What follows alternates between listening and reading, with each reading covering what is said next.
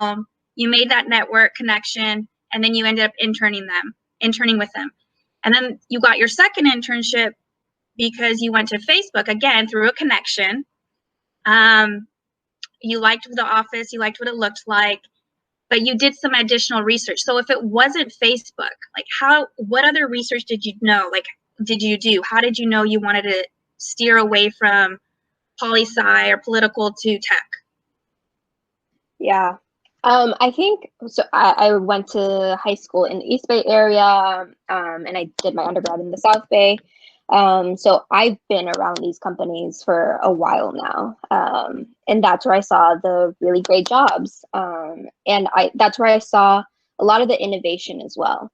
And so that's what I was looking for when I was researching companies. It was the ones that were growing, the ones that were building interesting things. And so my first internship with Facebook was back in like 2015, and it was a pretty small company. It was around like 14,000 people, I would say.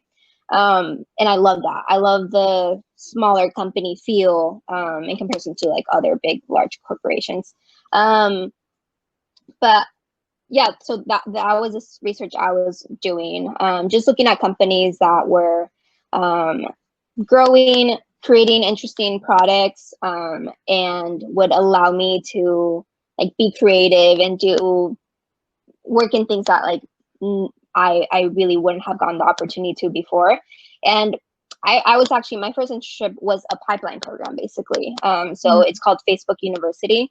And it was for sophomore students from underrepresented communities.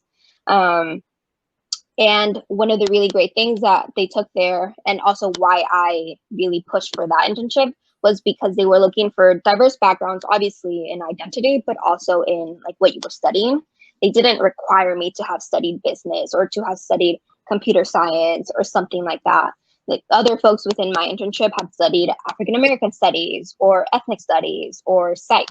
And so that was a huge plus for me looking for internships, was that it didn't require me to have this really traditional business background.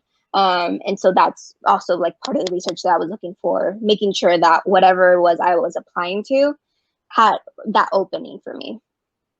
Okay, so that's, I think, huge, because I know there's a lot of push for STEM majors and stuff. So that's good to know that they were purposely also looking to attract other majors. Yeah, definitely. Okay. Yeah, I personally would push for STEM if that's what you're interested in. If you have any inkling towards engineering, do it.